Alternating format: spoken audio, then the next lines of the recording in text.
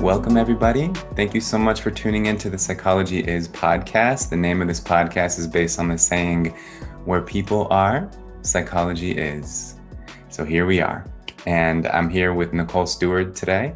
And Nicole's a social worker and a yoga teacher and has conceptualized self-care in a very intriguing, helpful way that has me all inspired and just excited to ask you a bunch of questions.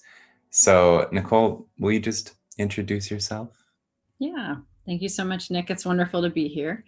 And hello to all your viewers. My name is Nicole Steward, and I am a social worker. I've been a social worker for 20 years, and I've done it in the juvenile justice, foster care, social services sector. And currently I'm in education as a school social worker. So I had 10 years in one, mostly in social services, and 10 years now, going on 11 in education. And I've done a lot of different things in social work, so I'm excited to share about those. And because of within those 20 years, I've experienced a few burnouts, 3 major ones. Those burnouts were those really informed me on what I call radical self-care and the need for it. And the reason for that was because I did it wrong, not wrong, but I kind of stumbled through self-care when I was a new social worker. So everything I'm going to share today is hard won and has been fully experienced and embodied by me in the 20 years of my service. I want to read something straight from your website, which of course I'll link in the description. But right on the homepage, you wrote, in order to effectively do work with other human beings, we must cultivate deep, courageous self-care practices or radical tendencies to keep ourselves sustained in the change-making work this world needs. And I think that's a beautiful way to put it. And I think that this conversation will be relatable to everybody and relevant for everybody. Some people listening will know exactly what it's like to experience burnout, and they're going to probably be relating to what you describe. And then some people might not have experienced that, and you don't have to. You can learn from the people who, like Nicole said, have kind of earned the wisdom the hard way, so that not everyone has to, so that we can share the wisdom. So I think, like I said, everyone will find this to be relevant, and taking care of ourselves is indeed crucial if we're going to continue taking care of other people and making a positive impact in the world. And I know I'm saying obvious things, but hopefully it's a good reminder. So maybe we can start with you first, just describing what you do as a social worker, and then we'll get into the topic of burnout and self-care. But I think that I just want to say up front, I'm super fond of social workers. I've worked with them, and I just love the way that you have expertise in psychology and you apply it in extremely practical ways. That's my observation, and that's why I appreciate it so much. So please share, what does your work look like as a social worker? Yeah, well, thank you for that invitation. And you mentioned that these things are kind of obvious what you're saying, but actually what I found is that it's not. Even for those of us in this work who are doing work that is very heavy, we're connected with very heavy content, even traumatic content, there still seems to be this lack of understanding or awareness or of attention on self-care. And that's partly why I'm really excited to be sharing a lot of this. So as a social worker, social work is a lot like psychology, where once you have that skill set, you can apply it in different arenas. So you can be a social worker in hospitals, in schools, in community organizations, and nonprofits, even in funeral homes. I know there are some funeral homes that have a social worker on staff to comfort the families and walk them through that process. You can be a social worker who helps folks through the court system. You can be a social worker who helps folks through the hospice care system. So the goal of being a social worker is simply just to help support folks through a social process of any kind, whether it's, again, education, hospitalization, birth, or birth to death, and everything in between, basically. Nice. And I've had the privilege of working in a variety of different arenas as a social worker. And what I found actually happens is I get hired for one position, and then once they find out I'm a social worker or that I have a certain skill set, then I'm asked to do a bunch of other things, which has been really beautiful. So I've gotten to experience a lot of different aspects of social work. I actually got my master's of social work, my MSW, from UConn School of Social Work. Go Huskies. Mhm. And they actually had tracks of different social work components, and I chose the administrative track. So while I learned about case management and one-on-one and group work and things like that, I also learned about how to create a nonprofit, how to seat and manage a board, how to write grants. So my first, and I did a lot of research when I was in grad school. My field placements were with professors who were doing research around domestic violence and sexual assault. So my first like jump into the social work world, actual doing the work. I had two field placements at the same time. One was in a juvenile residential facility for kids with severe mental health issues. And the other was doing research with one of my professors who was reviewing case files of sex offenders. So I would go to class all day and talk about traumatic content, or these are the ways to be a social worker, and these are the things to be aware of. And then I'd spend the rest of my day or afternoon or evening in my field placement working with kids who were, dealing with a lot of challenges, and then reviewing case files of convicted sex offenders. And nowhere in any of that did anybody talk to me about self-care or even about the content that I was going to be holding. And that kind of helped produce my first burnout. After graduate school, actually, let me back up. When I was doing the research for my professor, it was myself and another student. And the goal of that research was that we would go to this was a center for therapy for sex offenders.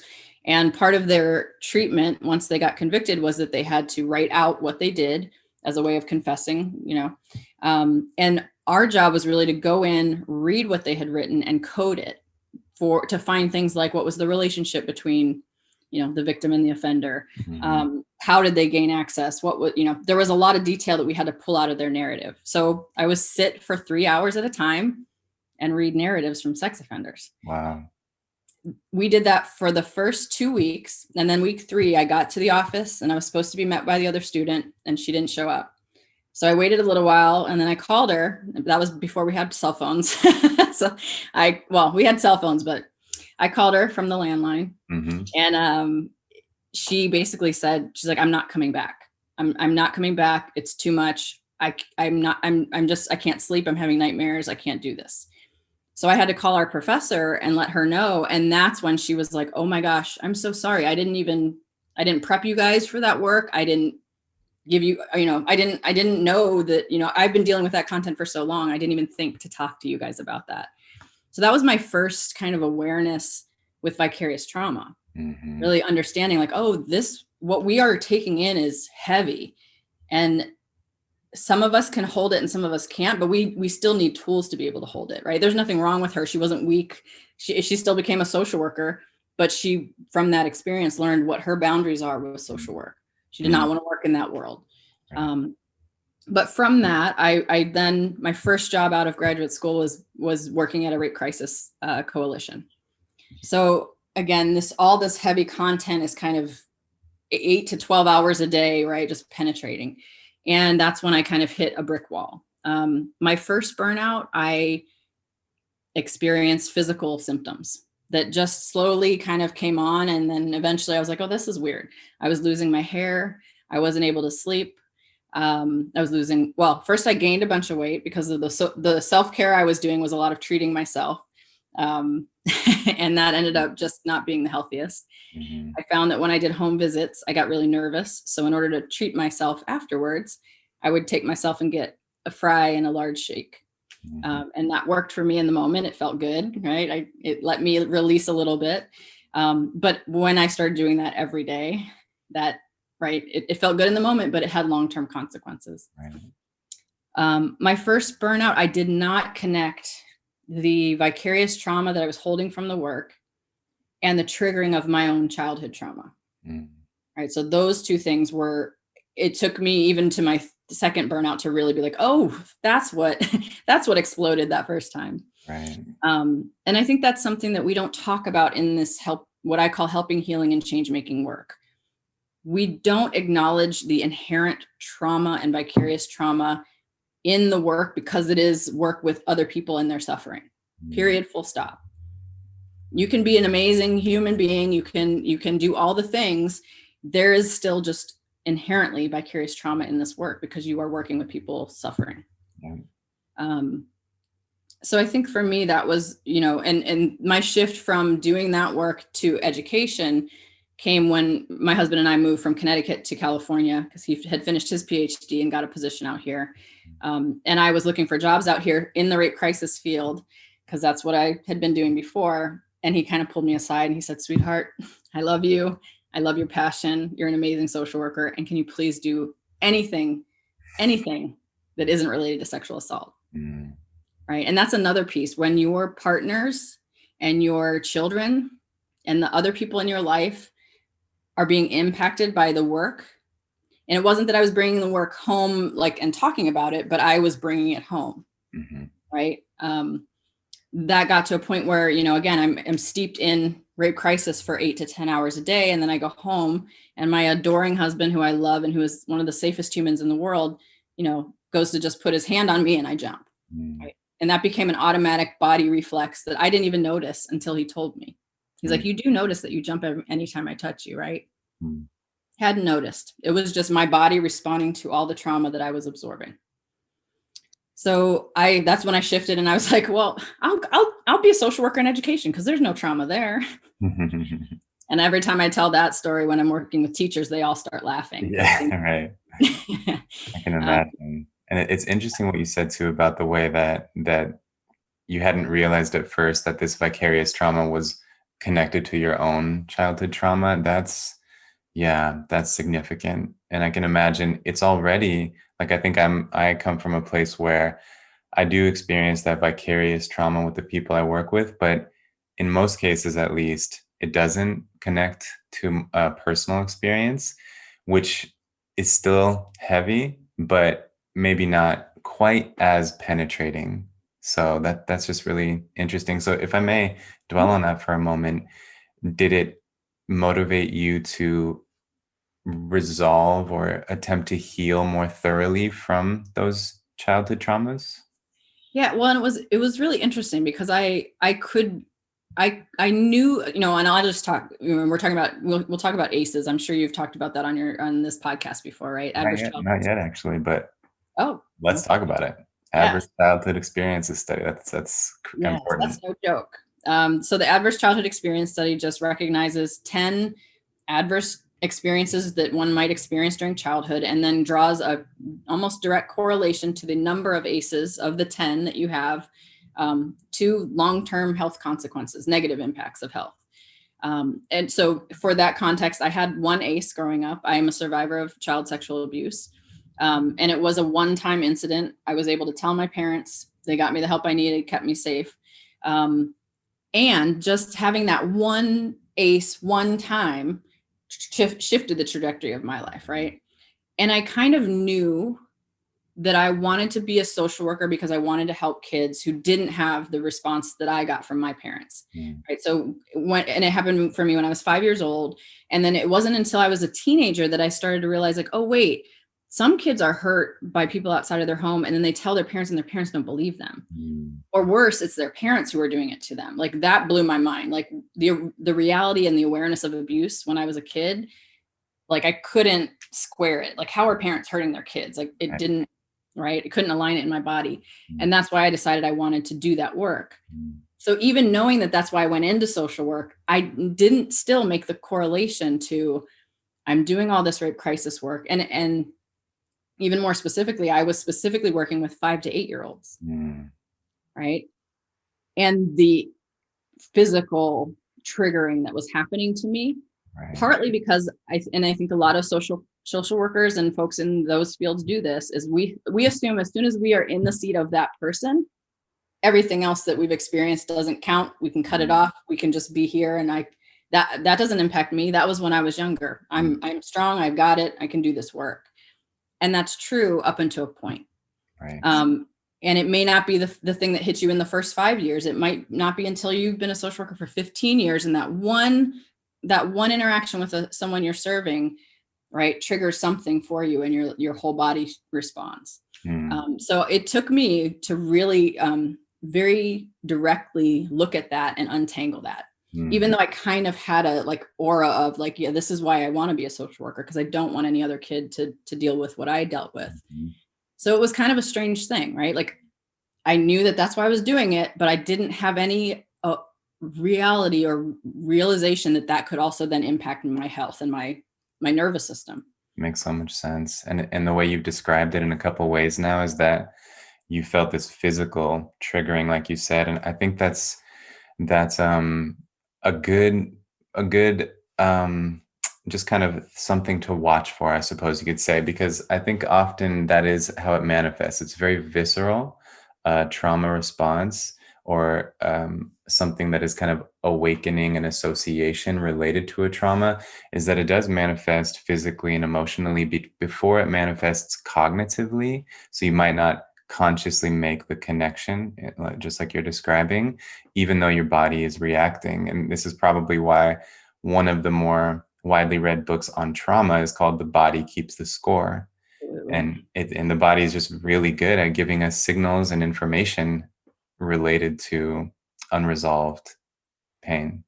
Yeah. Bessel van der Kolk's book, The Body Keeps the Score, and Gabor Mate's When the Body Says No. Mm. Right? Like your body will let you know. And my body was telling me that, right? The hair loss, the weight gain, and then the weight loss, and then the insomnia. My body was telling me those things, but I almost was taking them as a badge of honor because I was doing really challenging work in a really challenging time, right? Mm. Like, and that also tends to happen to us. That those of us who are helpers, healers, and change makers, it's easy to take on that hero or that martyr, right? That like savior or martyr complex. Mm. And we will feel pains and we'll feel tightness in our chest or in our throat, or we'll feel the bottom drop out of our belly. And we don't stop and take a mindful pause to say, oh, what was that? Right. We just hold all of it. And I've talked to social workers in different agencies. For the last 10 years, I've been offering professional development and conference presentations. And I will tell you, after every presentation, a veteran social worker, a veteran nurse, a veteran teacher, someone who's been in the field 20 years or more will come to me and say, finally, someone is putting a name to what I've been feeling in my body this whole time. I knew something was off, but I Mm. always thought it was just me. And I just wasn't strong enough, or maybe I just needed to change jobs. But now I realize like that was vicarious trauma. That was moral injury. That was secondary trauma or straight trauma, right? Yeah. Um, so it's the awareness of that is what shifts then for us to say, okay, now I need a solution then. What's the antidote? What's the answer? And Yes. that's where radical self-care comes in for me. Right. Okay. So can you pick up from when you were living in California and your husband was reflecting back to you, some of these signs? So I imagine that was the precipice of your second burnout. Is that right? Actually, my second burnout took a little while. I was in schools for a little while, and I came to California in 2007. And shortly after, we had a recession. Mm. So I was in a position for a little while, and then I got a pink slip, like many teachers in the state of California, well, everywhere really, Mm. in 2009. I have it framed on my desk as a gentle reminder. But then after that, I found more work. And the two districts that I was in initially, I was always kind of second or third kind of under the superintendent, not as like an assistant superintendent, but just, hey, there's a crisis, Nicole, can you go out? And it was very much directed from the superintendent. And in being very close to the superintendent and the board, you're close to all the politics in education. And Mm. that's just watching, the stuff get made is not really what you want to see all the time. It exposes you to things that you don't really want to think about. But one of the things that I was exposed to through that in these two districts was racism, just straight up racism. I had the local paper writing articles about me, like who am I and why do I deserve this job? Partly because of the job I took, I replaced an older white man. Mm. He retired. I didn't like take it from him, but that community wasn't used to having a person of color kind of doing the work that I was doing. Mm. And I watched both of my superintendents that I really much admired and appreciated have micro and macro aggressions against them. One of my superintendents was Iranian American, and it was during a lot of the wars in Iraq and Afghanistan, and there were articles written about how she was a plant from the Taliban. Wow. She would do amazing programs to give laptops to our homeless kids, and then people would come to the board and say horrible things about those kids and why they didn't deserve those things, like in public on record. So 3 or 4 years of that just accumulating in my body, that was my second burnout. And that was really connected more to not so much vicarious trauma, but moral injury and racism, just straight up. I'm someone who can very much hold the line, but after being, dug at so many times, it really does impact you. So that was it became another health issue. With that one, I was actually being tested to see if I had lupus, because there was so many symptoms happening in my body that my doctors and I didn't know what was going on. I ended up quitting that job. And 2 weeks after I quit that job, all my symptoms disappeared. All of them. Wow. So then my third burnout was actually 2017. Kind of similar. It was kind of a mix of both, actually. So it was a mix of dealing with some kind of nonsense in the community and within colleagues, some microaggressions. But a lot of it was just overwhelm and overwork. I've never been in a school district where there have been more than one social worker. Like, I'm a social worker in my current district, and we have 10,000 kids, and I'm the only one. Wow. So it just becomes a lot of, Nicole will solve that, and the challenge then is a lot of folks don't really understand what social work is. So they expect that, as soon as Nicole gets the case, it's going to be magic and everything's fixed. And when they realize, like, I can't build more housing here, or, I can't open more food banks, I can just give them what we have. Sometimes it just becomes the expectations are wildly out of sync with what I can actually do in the systems that we have. And that can cause that misalignment and a little bit of burnout as well. My last burnout, the one in 2017, I got shingles. Wow. And that was that was the end of it. That was when I finally kind of decided to pull in really heavy to the radical self-care, because I'd been kind of dabbling and yeah, this makes sense, but I don't know about this part. And after that last burnout where I got shingles, and all my doctors are like, what's going on? How are you getting shingles at 37? That's when I realized, oh, this work can kill us if we don't really, really, really focus on our self-care. And that's why I use the word radical. Radical is grasping at the root or transforming something. And our work can transform our nervous system. It can transform the way our genes are expressed. It can transform our health outcomes. That's crazy and radical to me. So why wouldn't we then also meet that with self-care that is just as radical? I was going to ask you that, why you use the term radical. And you just defined it as grasping at the root, you said, or transforming. Yeah, that's beautiful. And it's even just a term that when you hear it, you take a pause. It gives the idea of self-care more power when you add the word radical to it. And so, okay, let's talk about radical self-care. And thank you for sharing all those personal details and experiences. And it's fascinating to hear about the psychosomatic symptoms. It's very common, unfortunately. These are things that are whenever I give a presentation and I just start listing things out, you can start to see everybody in the room going oh yeah, oh yeah, oh yeah. Right. And then you ask, how many of you go through a whole workday without eating anything? Almost all the hands go up. How many of you take your mental health days? No hands go up. Right. We're really out of sync in our work. And I think it's because we're not being honest about the content of the work, what we hold in the work, and what we need to do to address those. Makes perfect sense. And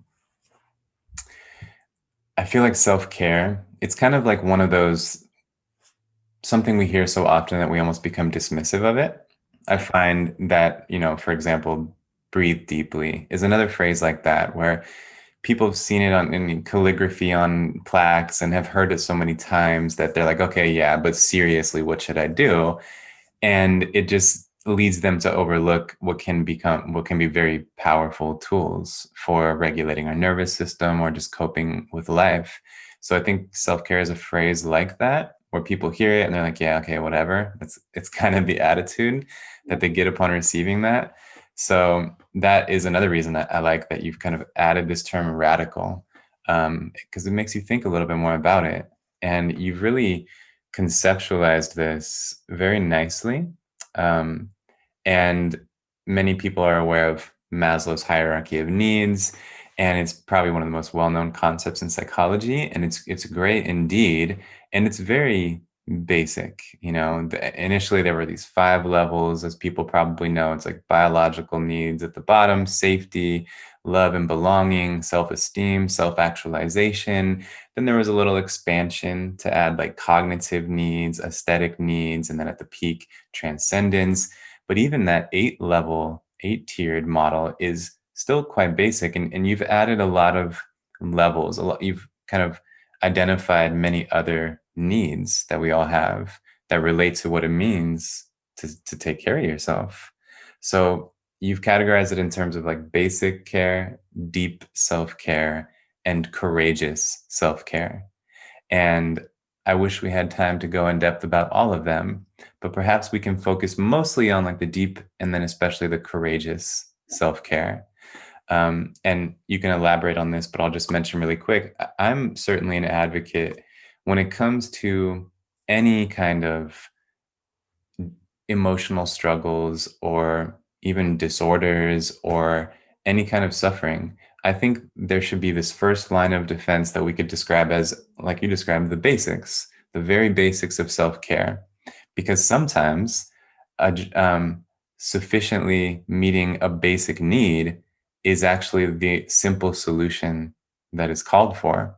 So nourishing your body, hydrating, sleeping, and moving. Those basics right there can do wonders. And at least, even if those are not going to, for example, help a person heal from trauma, however, they can be very stabilizing.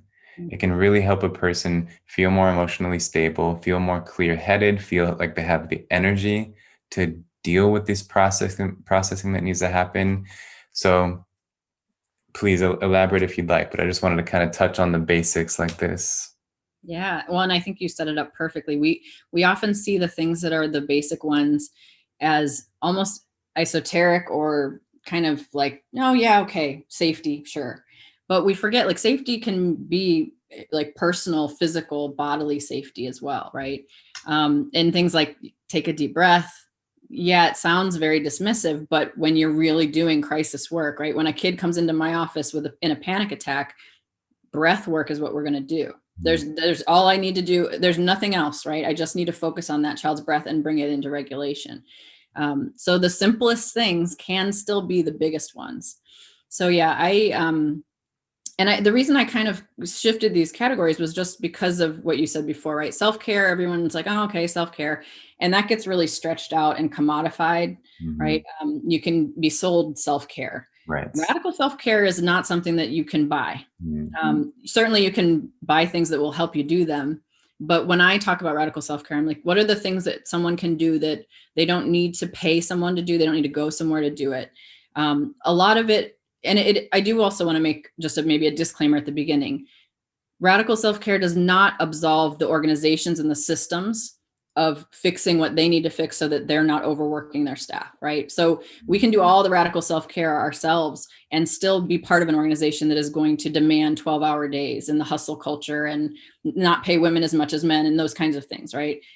Those organizations do need to do organizational care, right? And community care.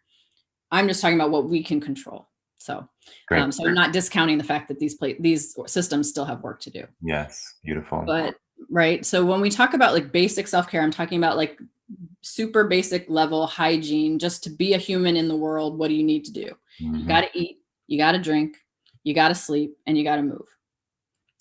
And those are the things that start to, even though they're basic and they might seem small or trivial, when we start to experience very severe health symptoms, right? One of the very first things we come back to is, well, what is your sleep like? Are you getting enough sleep? What's the quality of your sleep?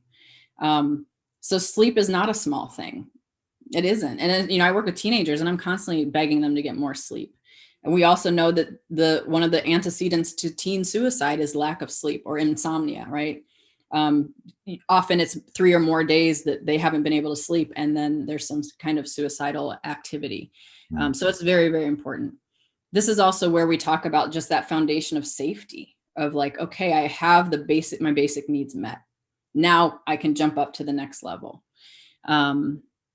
And these are kind of, I see them as steps and kind of building on each other, because it's really challenging to meditate and think about your intellectual and spiritual needs if you're hungry and you haven't slept for 3 days, right?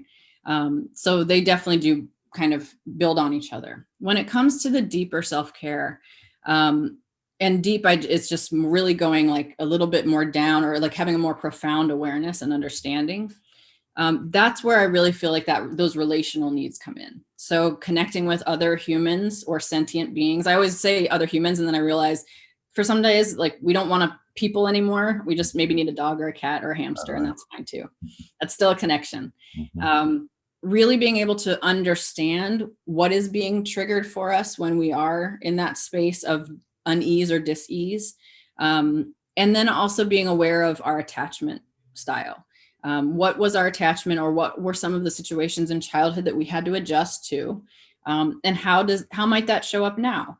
And when we talk about childhood stuff, I know everyone wants to go immediately to childhood trauma, but I think it's also important just to recognize that a lot of us who are helpers, healers, and change makers are empaths. And I would say super empaths or hyper empaths.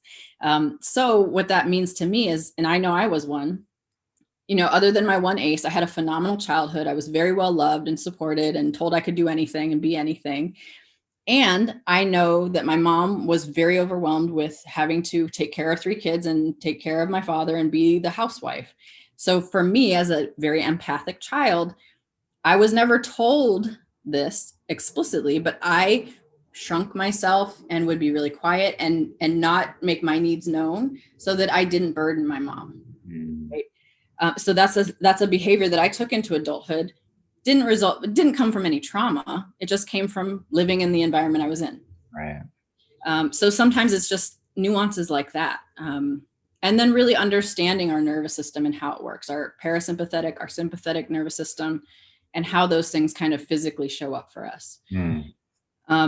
Because that is the necessary foundation to move to the next level, that is the more courageous, radical self-care. Yes. And when we talk about that, again, one of the things that I found myself drawn to when I was in my MSW program, so taking it back, I actually started doing yoga. I first started doing it at a Bally's gym, and I purely wanted a yoga booty. I didn't want, enlightenment. I just wanted that.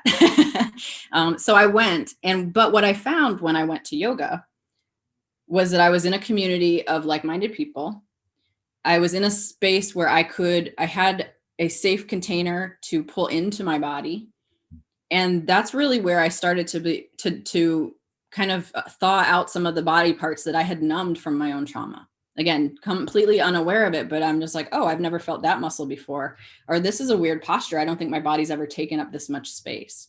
So I studied yoga as a student all the way through my MSW program. And I do think that kind of kept me buoyed in a way without me knowing it. So it was a radical self-care practice that I didn't realize was helping my nervous system. That's one of the ones that then once I realized kind of the connection with my trauma and being triggered in the work that I do, but I love this work, so I'm not going anywhere. That's when I really turned back to yoga. And then that's when I became a teacher. That's when I studied yoga and really became a teacher, because I was like, I know how it feels in my body, but I want to understand why. What is this? What's happening and why? And as soon as I started really understanding more about the nervous system and how yoga uses the breath and the physical movements to put our bodies in a state of calm or put our brains in a certain state, I was kind of all in. Beautiful. And that's kind of how I am with all of my practices. I am a yoga teacher. I'm a meditation guide. I'm also a sound healer, a certified sound healer. And I'm very skeptical of all these things. So I do a lot of research and a lot of like, okay, I know how it feels, but tell me what is actually happening. Mm-hmm. And that's the shift that I did to get to that courageous self-care, Mm-hmm. really identifying our, like, who we are and how we show up, clearing out the things that aren't ours to carry, whether it's, you know, someone else's trauma that we've been stuck with for a long time, or the work that we are currently doing. I have a podcast. It's one of my more popular ones, and the topic is how to care without carrying. Right, and that's a bigger concept, I think, that really encapsulates radical self-care. Is how do we do this work and be the compassionate, empathetic, engaged people that we need to be to have the positive outcomes we need, while also not destroying ourselves, while being able to really buffer ourselves from that impact. And that's part of kind of that shift of really being able to, because some of the ways that we buffer ourselves might be, you know, a guided practice and coming into like a meditative state and doing your work from there. And what I mean, and that kind of sounds a little hokey to some folks, but what I mean is there are times when I have to sit in session with a student or with a parent and really be engaged, but have a little bit of space, right? So that I'm not taking on everything that they're sharing with me. And that takes a lot of time and practice to do. So you're not just dissociating in the meeting and, you know, Right. that the person that you're talking to thinks you've gone to a daydream. Right. You're actually engaged and you're able to be there, but you've built a kind of a psychic buffer. Mm-hmm. And that sounds silly. And even me saying those words sounds silly to me because I'm very practical. But I found that's the level of self-care we have to get to when we're really doing this work with other humans. Mm. I can totally relate to the way that the skepticism you express. You know, I've also been studying yoga for a while, and I come at it in the same with the same attitude, and I'm always careful. I never want to sound ungrounded in a sense. You know, I try to, I'm very practical and even scientific. And so yet I'm also drawn to these Yeah. very powerful spiritual practices and the idea of energy and things like that. So I can just relate to that. And a couple reflections on the insight you were just sharing. A quick note on what you were saying about like attachment styles and relationships in early life. Your example was just brilliant, you know, and I think it could be a good reflection for people. An attachment style, I think one way a person can think of it is it's like a template. It becomes a template for what normal is in relationships. And if that's your deeply ingrained template, you'll be quite likely to carry out that pattern of behavior in your adult relationships too. And so it could be a good question, like what were my primary relationships in my most formative years? And is there any way that the template of those relationships is preventing the depth of my connection in my relationships now? Well said. And I think sometimes, you know, often we can find factors in those templates that are preventing the depth of connection. So that was something that came to mind regarding that. And then what else came to my mind as you were talking about yoga and mindfulness and meditation? Um, I mean, I think, oh yeah, it was just that it's an interesting idea that we don't always have to know how something works to Mhm. know that it works. And this is something I think can be helpful for some people, especially who are kind of like us and who are just not gullible, who don't fall for fancy descriptions of why things work. If you find something and you know that it works and you can't explain exactly how the mechanisms by which it works, still use it as a tool. Yeah. And then, you know, some of us are going to be curious and motivated to explain the mechanisms by which it's working. But, you know, you don't have to know, for example, the specifics of how deep, slow breathing activates the parasympathetic nervous system to be able to feel a sense of relaxation as you breathe deeply and slowly. So those are my two reflections. Um, so let's talk more about courageous self care. Yeah. what are some examples of what you mean by courageous self-care?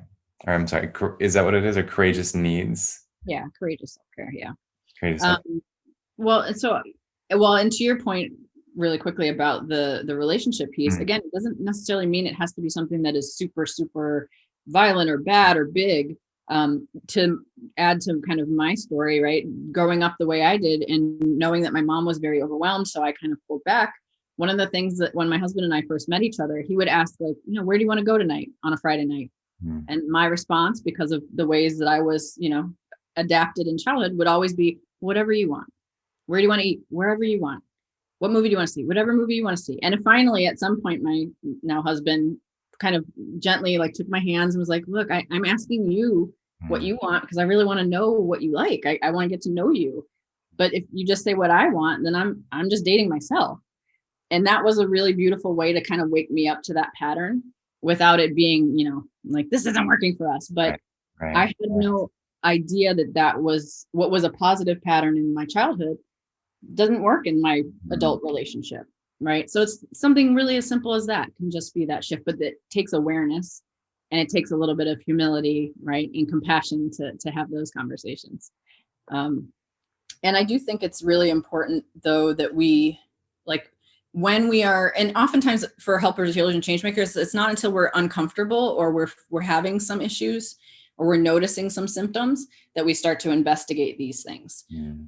And my suggestion is that we do this preventatively. This Yeah. is the work I wish I had done in my MSW program before I became a social worker in the world, right? So that I would have really had this foundation to then work from. But when I talk about the courageous self-care, I kind of have 6 domains or 6 kind of areas that I break it down into. The first, and they're all R's. And someone asked me if I did that on purpose. I didn't. I just happen to work in education, so my brain works in acronyms and alliteration. Oh, yeah. It's Can't catchy, help right? it. So the first is to remember and reconnect. Really, and when I use the word remember, I mean like to bring back together, the opposite of dismembering. Mm, Because often in this work, we have to separate our personal lives and our professional lives. Sometimes that's a really good boundary for us because we might work in a occupation that's really dangerous, right? Like if you're a prison guard, you want separation from your work and your personal life. The challenge with that is that it when we are separating those parts of our lives that are majority of our life, right? We work all day and then we're with our family all the rest of the time. That can really cause a split within us and a misalignment within us that we may not notice, but at some point we start to realize like we are code switching, we're role switching, and that takes a lot of energy. So it's really about remembering parts of our bodies, our lives, our ethics, and our work, while also reconnecting to our purpose, our passion, and our people. Often when we start to do this work, again, because we are working with heavy content or we're trying to protect ourselves or the ones we serve, we can find ourselves getting disconnected from folks in our lives. And that can be a challenge. You want, when you're doing this kind of heavy work, you want a contrast with your friend group. You don't necessarily want to be talking about that work all the time. So really that remembering and reconnecting. The next one is rebalancing and regulating. And these kind of build on themselves on each other as well. So once we've kind of remembered ourselves, right, put ourselves back to wholeness and reconnected back to our community and our passion. And I do want to be really clear with radical self-care. I don't find radical self-care and community care or collective care mutually exclusive. When we're doing radical self-care, yes, we are focusing on our individual needs, but it's for the collective. And there are ways that we can engage in collective self-care or right. collective care for ourselves that really does build us up. So I know a lot of people, when I talk about self-care, they're like, well, what about collective community care? Mm, To me, those things aren't mutually exclusive. And that's where that reconnect comes. You need a community of people around you to do this work. Then we go to rebalancing and regulating.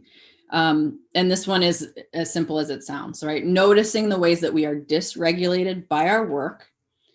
Also being really aware of the ways that we might have to regulate to dysregulation in our work. And that's one of the things that I was able to finally untease for myself.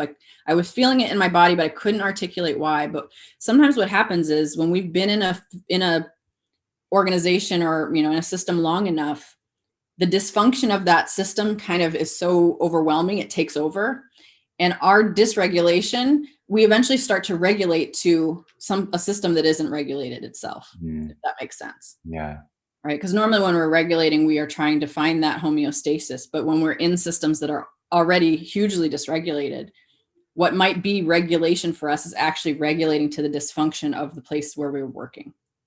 Right. So that's when we find ourselves doing that hustle culture, no days off. You don't take mental health days because, you could, but people are going to talk about you, and, then that's a taboo. So really being able to set clear boundaries for our time, our energy, and our attention between work and home, while supporting our nervous system to really function at its highest, and noticing if we are regulating to dysregulation or if we're actually regulating to our own needs. And part of this work, like a practice, would be like earthing or forest bathing, right? Where your body really gets to regulate to nature, and that is a normal cadence, not regulating to, right, a school board or, this new jail system or anything like that. Just to add a quick note on that, I just want to really highlight this because it reminds me of a quote by the Indian philosopher Jiddu Krishnamurti, who said, "It's no measure of health to be well adjusted to a profoundly sick society." And I think that is just important. And often we do become well adapted to abnormal situations or circumstances or systems.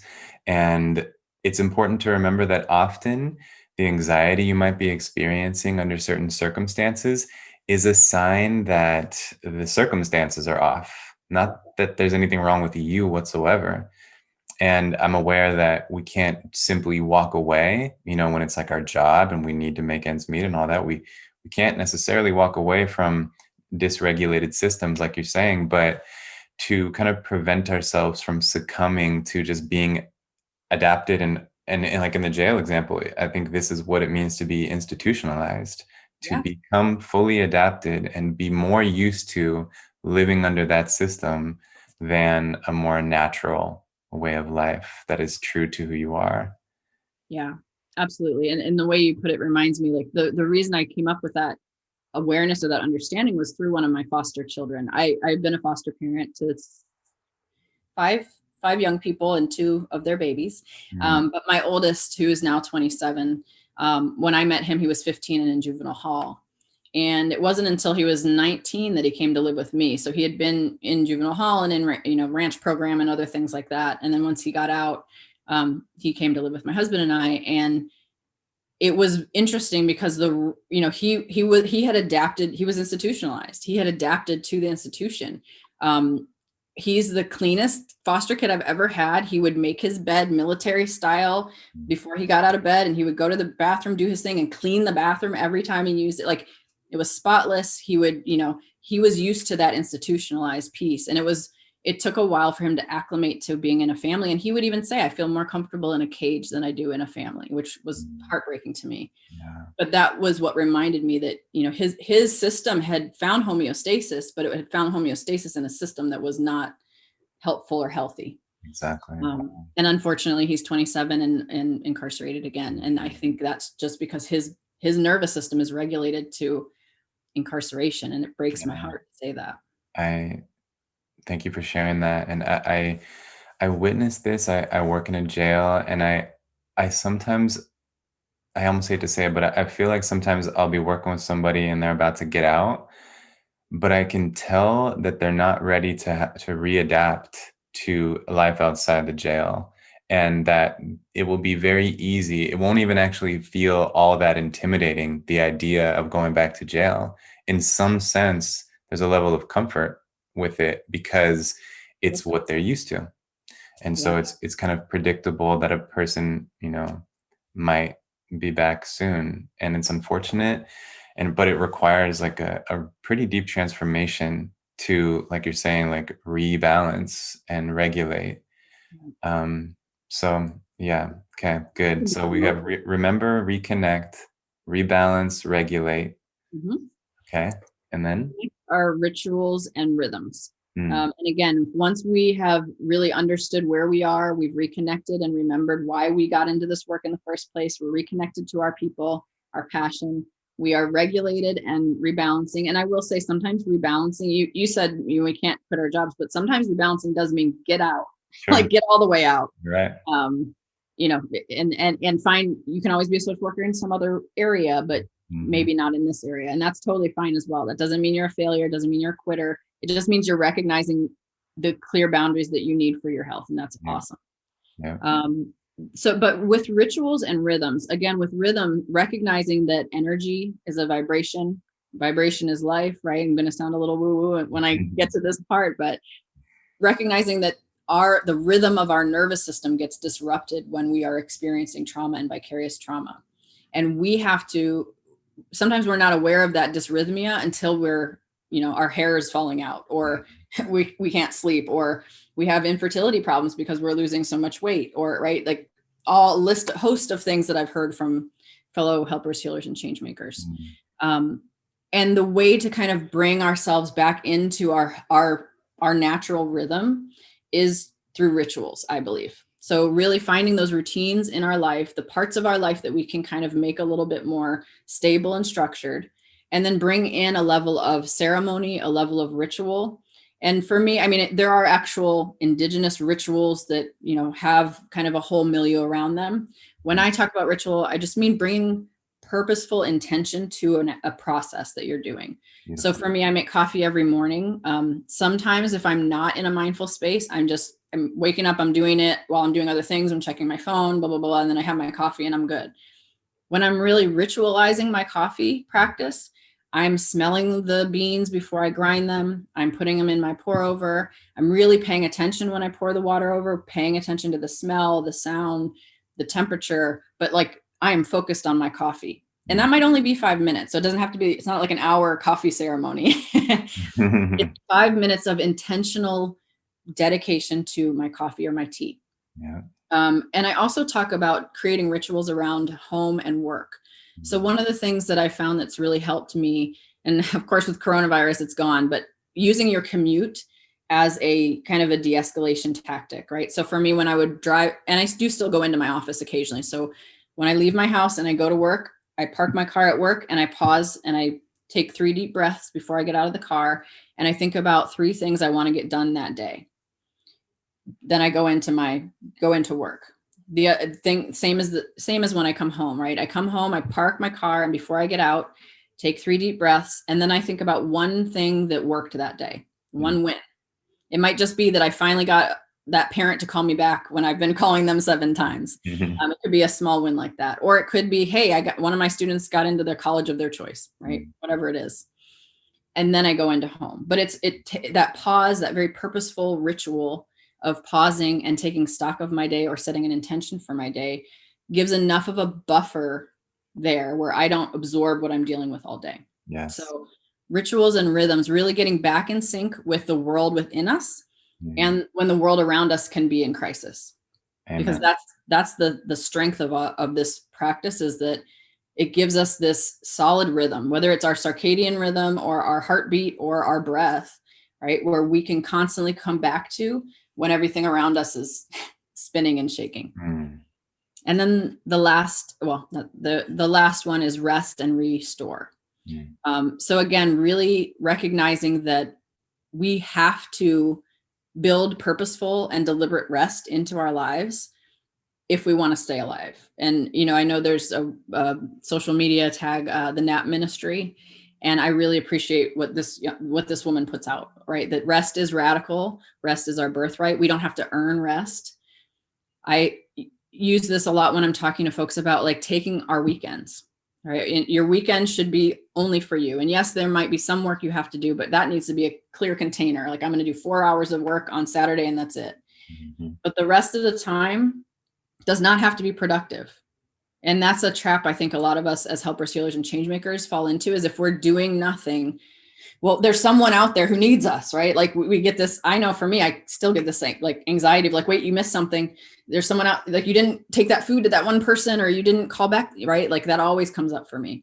And what I notice, and I have surveyed this in the presentations I've done, is for many of us who are helpers, healers, and change makers, when we have a week off, it takes 2 days to get into a rest mode. We might enjoy 1 or 2 days of vacation, and then the last 1 or 2 days we are ramping back up to come back. Oh gosh, yeah, Right? Have you yeah, noticed that? totally. And so many of us get sick on our days off or on our vacations because, again, we're going. Our nervous system is being held and regulated to dysregulation. And then we finally get a time to rest and everything goes. And that happens so often to the people that I work with. Mm. So again, we've remembered and reconnected to the work that we do and who we are. We have regulated and rebalanced ourselves and the work that we do in a way that works for us and can keep us healthy. Then we're going to pull into our rituals and rhythms to really bring ourselves back to a foundation of this is who we are, and a solid foundation so that when things are crazy, we're good. Mm-hmm. And then that final rest and restore, really taking time to do nothing. And yes, sleep is part of that, but even beyond sleep, having an hour a day that is just yours. And I know for many folks, if you have kids, I get a lot of eye rolls like, oh yeah. Mm-hmm. Maybe not an hour, maybe a half hour, maybe 5 minutes. And I found during the pandemic, just going to my car, like for 5 minutes of silence in my car is sometimes enough to recharge me for a little while. Yeah. Yeah. Gosh, beautiful. So a couple things came to mind. One is just again to emphasize the idea that it's really important not to have to wait until you're in a crisis to start implementing these strategies. If you have output, you need to recharge. And so it's like you don't have to wait until things are extreme in your body and you're getting sick or you're just absolutely exhausted to implement this and start thinking about this. I like to really like conceptualize stress as being this relationship between demands and pressure and the resources that we have to meet our demands. And when the resources run low but demands stay high, we experience the worst types of stress, the overwhelming distress. And so in order to prevent that or minimize that, we have to either reduce demands and or increase resources. Right. And reducing demands can look like, delegating a task to someone else or just walking away from a project or changing a situation. Increasing resources, I mean, there's so many resources, right? And I like to categorize them into external and internal too. There's external resources like money, which definitely makes life easier. But then there's those inner resources like energy and skills and intelligence and just motivation. And these are the resources that we can, I think it's important to essentially build patterns of replenishing activities into your lifestyle. And I'll also add, that when you were talking about forest bathing and rest and restore, I've had the experience many times where I think I'm not really stressed out. I think I'm decompressed, but then I like really relax, maybe with a massage or going into the forest is where this has happened most often. And I'm out there and it's like the nature is like permeating me and I feel relaxed on another level. And I'm like, oh, this is what it's like to be relaxed. I haven't felt this in a minute. And it's so crucial to kind of just build it into your schedule. Like just assume that if you've been going, you're not deeply relaxed. You haven't fully restored. And it's worth just planning for it. Just making yourself do whatever exactly brings you a sense of deep relaxation and doing that regularly. Yes. And I remind folks, no is a complete sentence. Nice. Justify a no, like putting those boundaries up for your time and your energy and your attention. And you can do it in a nice way. Like, I would love to, but I'm overloaded right now, or I'd love to, but that won't fit in my schedule. But as helpers, healers, and change makers, we are yes people. We want to be the ones that people come to for support. We want to say yes. We want to help people. And there, like you said, there is a limit to that. I work a lot with our homeless kids, and again, I can make referrals to housing. I can make referrals to rent support. I can make referrals to food, but I cannot create more housing in the Bay Area. I cannot make housing prices more affordable. And so when people tell me like, can you help me find a house or an apartment? I have to say no, and it doesn't feel good in my body, even though I know the answer is obviously, well, no, of course I can't. It doesn't feel good. So we do a lot of running around and trying to piece things together, and that does us in. So it is really important. And you're right. We regulate at a hum, right? Like we can regulate to dysregulation. We're good at that. So like the minute that we're here, we're like, yeah, this is fine. And then we get a little bit relaxation. We're like, oh, that feels good. But it's not until we really sink in. We're like, oh, this is it. Right. And that, I will say, that's one of the things I found with sound healing. At first I'm like, oh, what is this? Right. But in sitting in one, like sound really does give you a container. It builds structure into the ways that we just kind of become ourselves. So for me, when I'm in a sound healing session, I get deep rest. I mean, I just go out. I probably snore too. I don't know. But after that, 30 to 60 minutes, my body feels rested. Yes. In a way that I'm very cerebral. I'm very like, I want to read it. I want to understand it. Give me the research. So for me I have to get out of my head and into my body. And I fight it a lot because I'm good up here. I know what I'm doing up here. Down here, I don't know, but that's kind of what happens to a lot of us, right? From the neck up is where we focus. And then when we get that pit in our stomach, we're like, oh, well, I better just work more. That'll take care of that. Instead of saying, what is this feeling trying to tell me? Maybe it's telling me I just need to eat something, but maybe it's telling me that the person who I'm talking to, there's a safety issue here and I need to make another decision, right? Yeah. Like, so really being aware of that before it bulldozes us. And I have talked to so many educators, nurses, physicians, social workers who are dealing with serious medical issues like Bell's palsy or a stroke, or, hypertension, migraines that are like debilitating. And it's not until they really kind of take a stock of everything they're doing and acknowledge the vicarious trauma and the stress they're holding.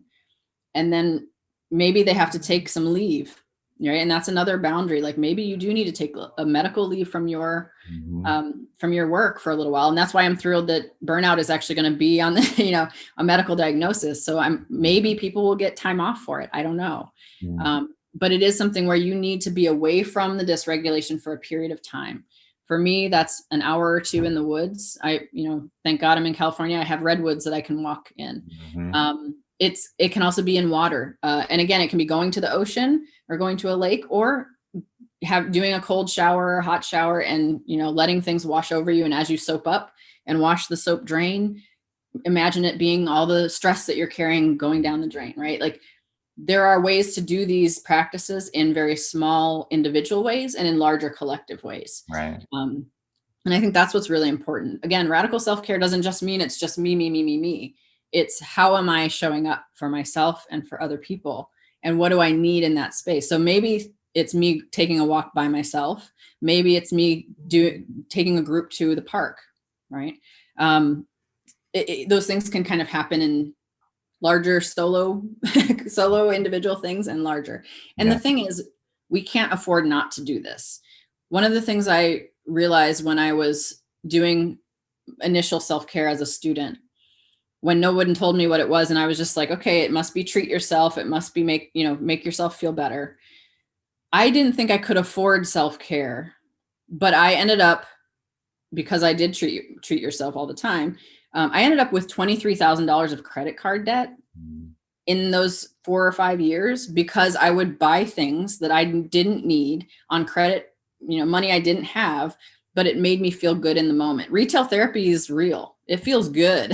Yeah, totally. And then you take the crap home that you don't need and you have the debt you have to pay off. So for me, it was really untangling like, okay, well, how did that make me feel? So, I was doing it regularly because it made me feel good.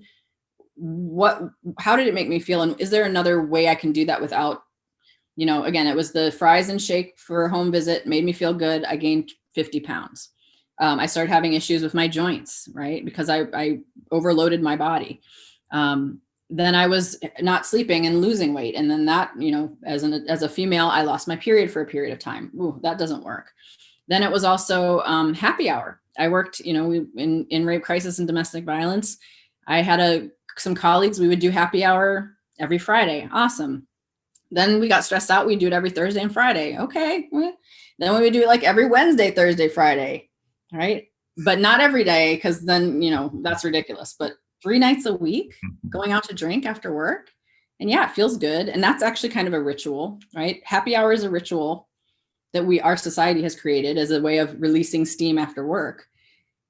And, what I saw is some of my colleagues pull into alcoholism. Mm-hmm. One of my colleagues even lost her marriage because she was never at home. It was either work or the bar. Mm. Right. So these were ways that I was doing self-care, happy hour, retail therapy, rewarding myself with food or things that I thought I needed or deserved. Right. Because I worked hard. And what I found was I gained weight. I had a ton of credit debt that I had to solve. And I credit free now, don't have any credit cards. It's all good. Nice. But those were things that I thought were working in the moment because they did, but years later had cumulative effects that were not so great. Right. So when I'm talking about radical self-care, it's what are the things like you said, we can really incorporate into our days that don't have long-term consequences. You're never going to have a long-term negative consequence for forest bathing. Right. You're good. Right.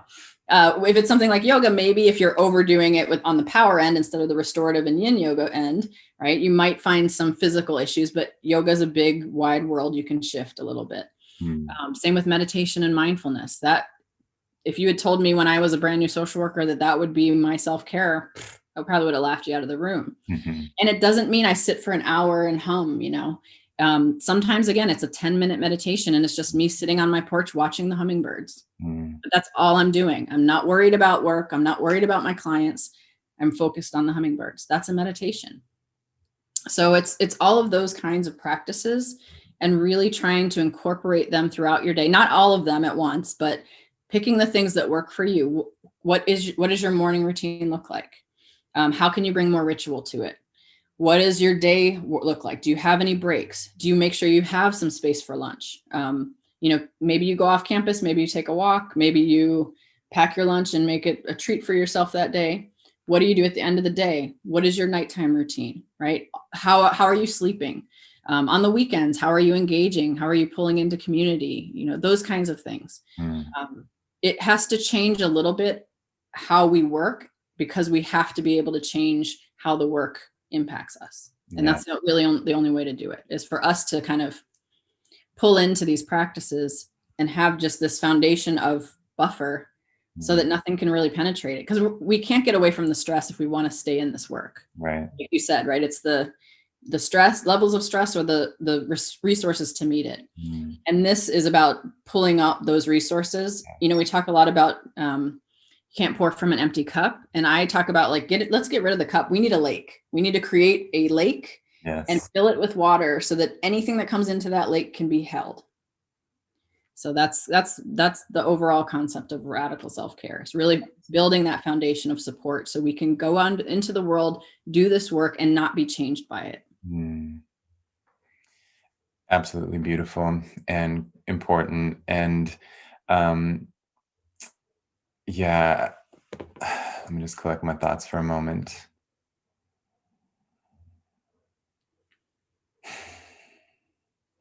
Oh, that deep breath felt good.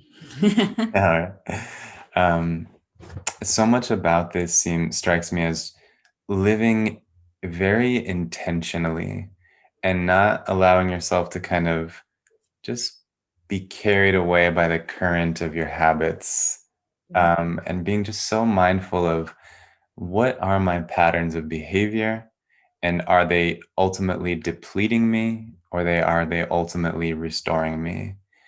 And it's a really interesting key, aspect of this whole conversation, like the question of pleasure, using pleasure and alcohol and weed and all these things that we like to indulge in. Where does that fit into this picture? And is there a way that you can enjoy smoking a bowl or drinking a glass of wine or eating cookies or binge watching shows? Is there a way that fits into this without throwing off the balance? And that is probably only a question that an individual can answer for themselves. But perhaps the key is to be very honest with yourself, very mindful of what the effects are, and then, of course, learn from people who have overindulged and have kind of had to learn the hard way, because sometimes it's hard to predict what the long-term consequences will be. But and in any case, yeah, I think perhaps the principle there is like, what exactly does moderation look like for you? And there's Mhm. probably going to be people for whom no substances will work. It's just going to be too much of a addiction possibility. And then some people will be able to manage that in moderation, and it'll be ultimately a net positive. So this is, yeah, it's a very interesting aspect of the conversation. And I have no, I'm not a Puritan in that way. I like a dirty martini on a Friday night, no Right. worries. But you're right. It's about intention, and it is really knowing, again, going back to reconnecting and remembering yourself, really understanding where you start, so that you understand, like, is happy hour a good idea for you or maybe not? Right. And maybe it is a way to connect in that moment, and be able to separate from work a little bit, right? Because that is a collegiality and a connection that's very real. Yeah. And right, then there are those folks that for that it's an invitation and kind of a slippery slope. Exactly. If you live in a state where cannabis is legal, as I do, right, as long as you're not doing it during the day, and again, if it's not as soon as I get home I got to get high because I cannot be here, Right. versus, okay, I'm gonna come home, cook dinner, maybe smoke a bowl and go to bed, because that actually can help me put me in that space to go to bed. Mhm. It's I don't see those things as bad on their face. I think it's how we use them, and really being able to notice, like, can I reach that feeling or that same space without that drug or without that thing. Right. Partly because I think, especially when we're talking about like the yoga world or the spiritual world, there is a lot of exploration in that way, like ayahuasca and psilocybin and all those kinds of things, that I think are beautiful and I'm curious about myself. And I think sometimes when you are in that space, you can feel like that is the foundation, or that's the real essence, when it's really just a trip.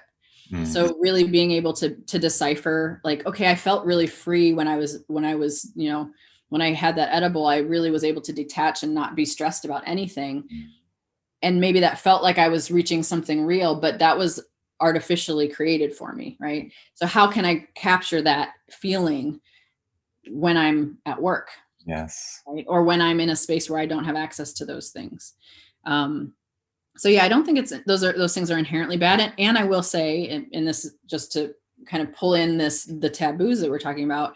I think sex and orgasm are a really wonderful way to get back into your own rhythm. Mm. Right. And that's something that when we're all grown-ups here, when I talk to other adults about this, one of the first things that goes is your libido, because Mm. you're so stressed out. And especially for women, again, it's probably general, but even my husband and I talk about this, when there's stress in my life, I'm not even thinking about that.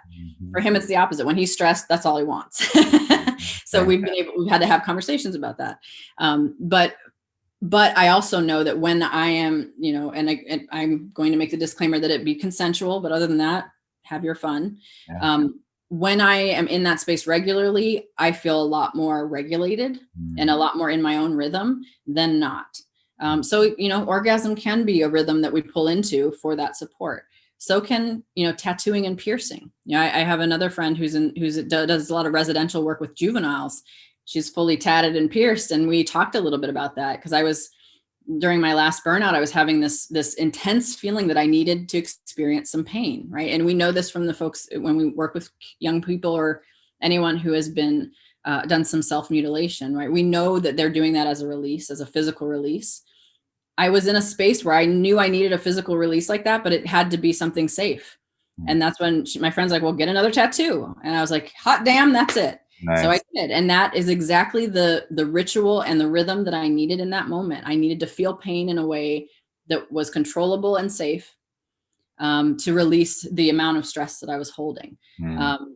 So, I don't think any of those things are taboo. I think it's how are you using it, right? Are you using it as an escape, or are you using it as a way to kind of access the next level, sort of? Beautiful. Yeah. Yeah. And I love what you were saying too about essentially, the way I interpret it is kind of integrating maybe what you experienced or even learned from that altered state into reality, Yeah. and not always chasing after it by just continuing to just rely on that substance, but seeing. And that I've done a little exploration like with psilocybin, and I've found that there's always some takeaway for me. There's always some very clear lesson or way of kind of being that I'm able to integrate. Mm. And I never crave another trip. I just kind of, opportunities have arisen and I've taken them. But that's, I think, again, just a way of bringing intentionality into everything we do. And when that's the case, we're much less likely to like get out of control with it.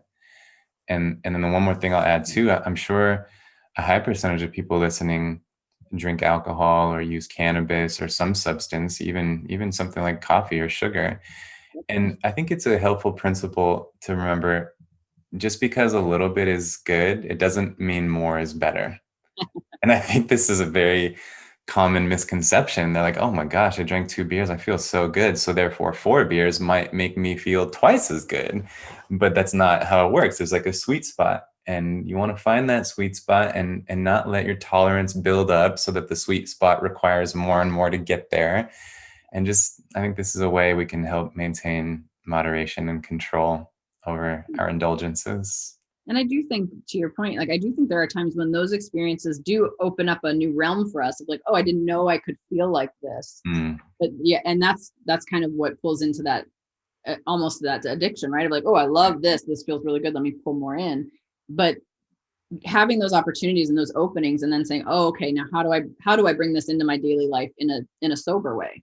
yes. Maybe it can't be done, and maybe you just decide, okay, well, once a year I'm going to do that ayahuasca trip, or Right. or Right. on weekends I will, or on once a month. But really, not letting that escape us, because I do know, as helpers, healers, and change makers, it's easy to pull into addiction. Um, there can be negative consequences to our work because we're holding so much, and then again, we're kind of detaching from the people and disconnecting from the people in our lives that we love, and sometimes the things that make us happy. And so if as long as we're not pulling into those things as a full escape and like going underground, but like I said, maybe an opportunity to feel something new and different, and then recognize like, oh, why does this feel so different from like my days, Right. and how can I make that not be the case, right? Because we shouldn't be like suffering all week and then like weekend letting it go and going nuts and then trying to pull it back in on Monday. A lot of us when we were college age did that, and it only works until you're like 25. Totally. And at something else, just one last point I'll add to this is, I think, like a lot of the teachings from many spiritual traditions relate to like attachment and aversion as being, it's kind of very Buddhist, but it's one of the sources of unnecessary suffering in the world, is the way we get attached and we crave, or we're averse and we act on fear. And perhaps that can be applied to the use of these substances or these feel good behaviors, to just watch out for the attachment and aversion dynamic. Are you escaping, like you said, averting something that you don't want to experience while sober? Or are you just super attached to the high or the intoxicated feeling? And if those get to be extreme, then you're kind of liable to become too reliant on it, addicted. Even coffee, like you mentioned, like it doesn't have to be an illicit drug. Coffee Right. is something that people can be addicted to. And for me, I always test myself with coffee because I am a regular coffee drinker. Mhm. I always will have a period of time, especially if we have a break, a week or so, or a long weekend, where I will not have coffee for Mm. a few days, and just to kind of regulate myself a little Yeah. bit. And luckily, I don't get any major craving withdrawals or anything. And there are some days where I just don't make it, and I go the whole day. I'm like, oh, I didn't have a cup of coffee today. But I purposefully do that sometimes, like pull it out of my daily routine to see like, is this something that I'm using as a crutch, or am I using it as a self-care piece where like, Right. okay, this does put me in a space where then I can get to work, versus Right. if I don't have that, work's done. Because you don't want to be attached to things like that, Yeah. because there might come a time where you can't do something. And again, I like to remind folks like, we are able-bodied until we aren't, Mm. right? So there might be things that you are doing that you are becoming reliant on, and then if those things get taken away, you don't have anything. So I think that's really important to evaluate as well. Really building in those things that either can't be taken away because they're within you, right? Like your breath, or if it is something that can be removed, okay, if it were removed, right, could I be not attached to it? Could I really have a sense of like, okay, that was fun while it lasted? Or am I going to be like, no, I have to have it? And I think that kind of goes back to your point of, I often tell my students and my colleagues, really make a list of some of the self-care practices that you want to pull into or that you can do within your day in a time where you are relaxed and calm, maybe on a Sunday afternoon, right? Because when you're in a crisis level, that's not the time to think of like, oh, I should go to the beach, right? Or I don't know, I need to take a cold shower. Like that, in that moment, you are unable to kind of access those things. So having a list, literally like written down or sticky notes on your mirror, whatever you need, that can be really, really helpful. And sometimes I literally, like when I'm in that crisis mode, I just go straight to my list and like, oh, I don't think I can do that right now. Okay, maybe I can do that. I don't know about that right now. You're right. And really kind of seeing like what is accessible to me in that moment of crisis. You did mention like Netflix or TV shows and things like that. And I think that's actually important regulation. Puzzles are really helpful in regulation. Crossword puzzles. I don't know. I've noticed over the quarantine, a lot of folks, and I asked this of my students and my colleagues, do you find yourself watching a show or a movie that you've already seen and at a time when you're stressed out? And they're like, yeah, I rewatched the Gilmore Girls, or I watched a movie that I've already seen, but why did I do that? It's like, because you know the ending, it's predictable. So that actually helps regulate you. It's a calming mechanism to watch something that you've seen a million times or that you know the ending to.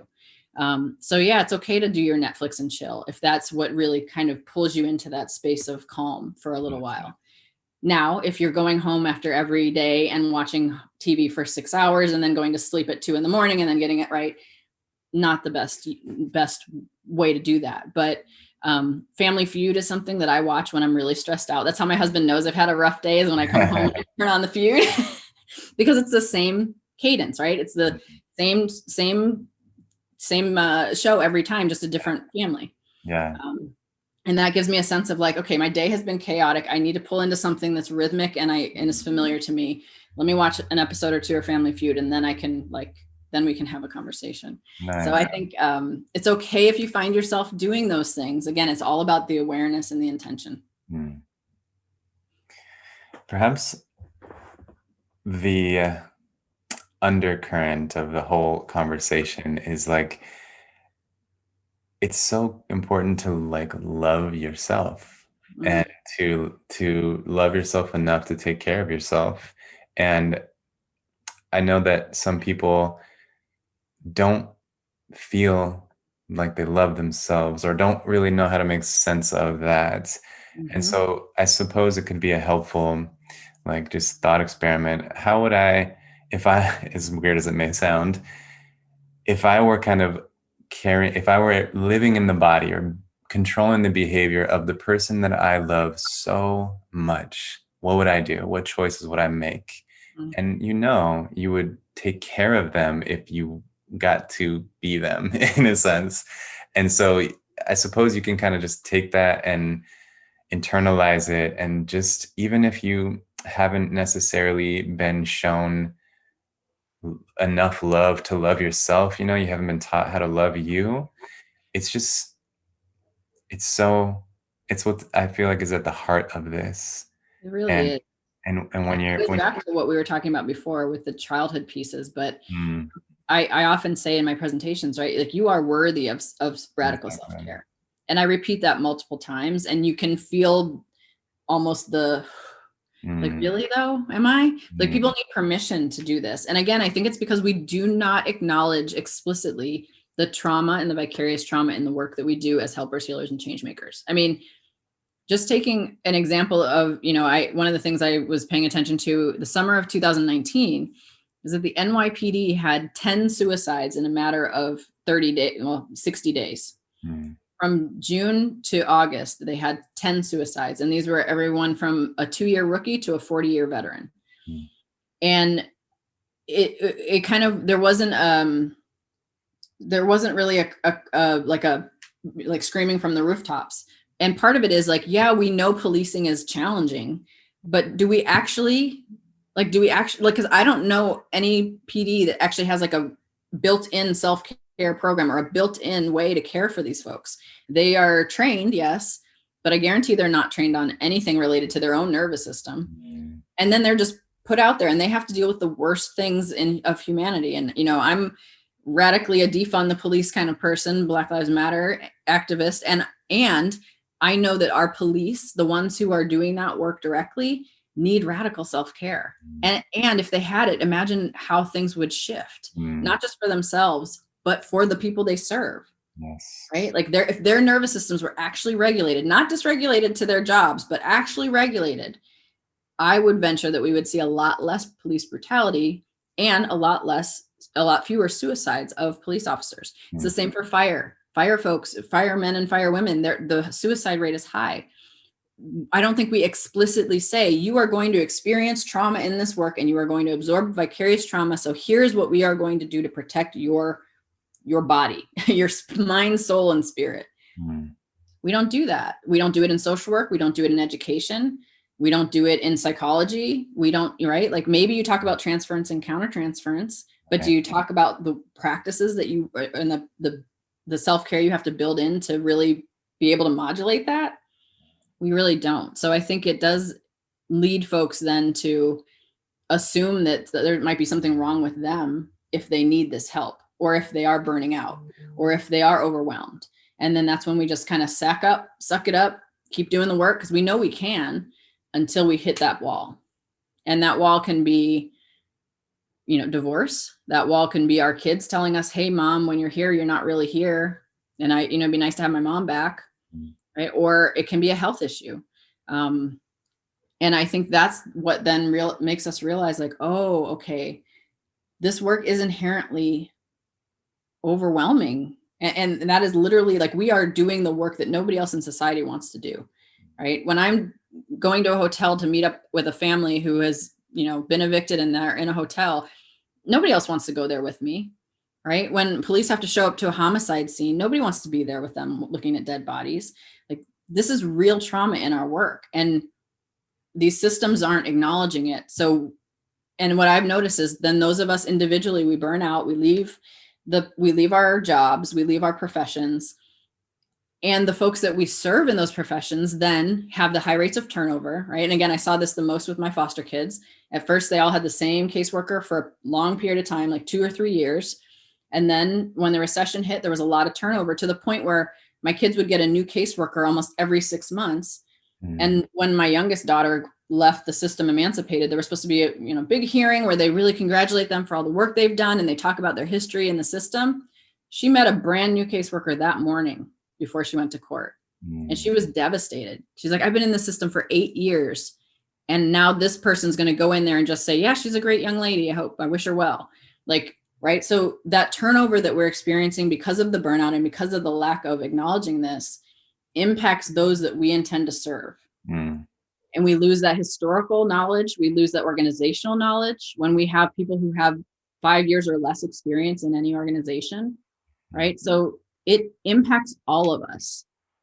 And there are some things that those of us who are doing this work can take control over in the moment, give ourselves that buffer so we can continue to do the work and continue to change those systems so that we can see this shift. It's kind of a really big and circular, but what I've noticed is this is kind of the easiest way in. Yes. And then we can really shift to change those systems. But if we're all burning out and leaving the profession, change is going to get stifled.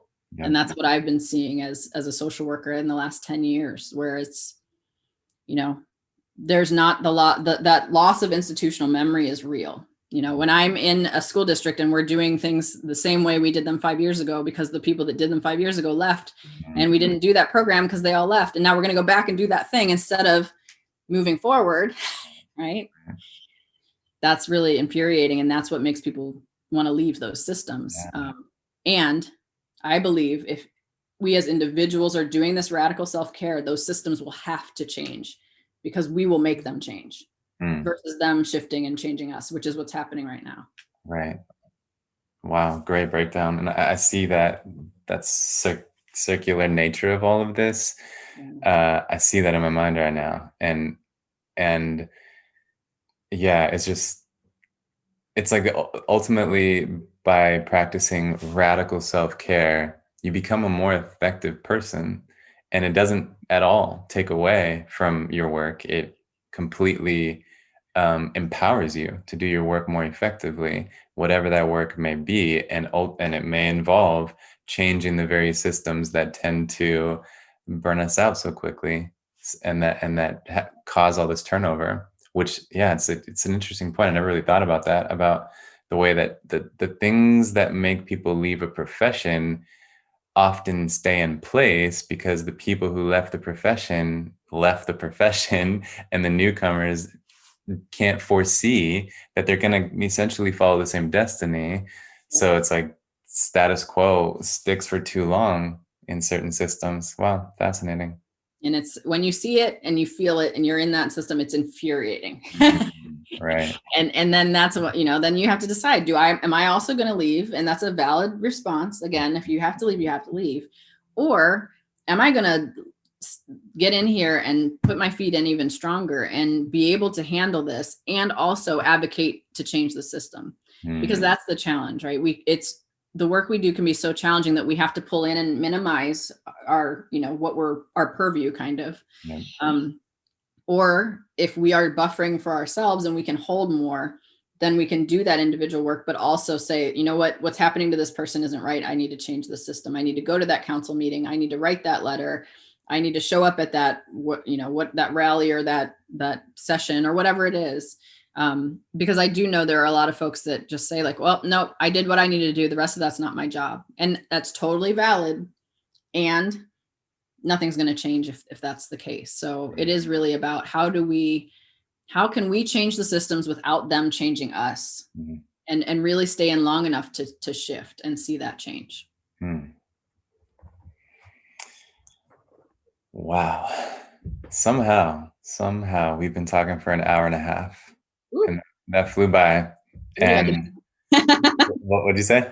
So I told you I could talk. Yeah, you did mention that, but it was just, pure gold. So, you know what I'm about to do after this? What? Nothing. That's what I like to hear. Love it. Love it. I have a call with a student and then I'm going to do nothing after that. Beautiful. Enjoy your nothing and I'm going to enjoy mine.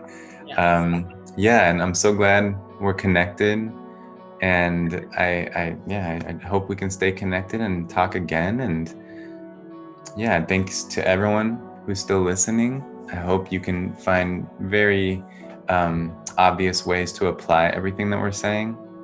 So again, thank you so much, Nicole, for the work you do in the world and for coming on today and sharing your wisdom. Thank you. I'm happy to be here, and I would love to come back and chat more about any of the topics. We can talk about ACEs, we can talk about sound healing, whichever way you want to go. Beautiful. Then it'll happen. Awesome. All right. If you like this video and you want to see more, please subscribe.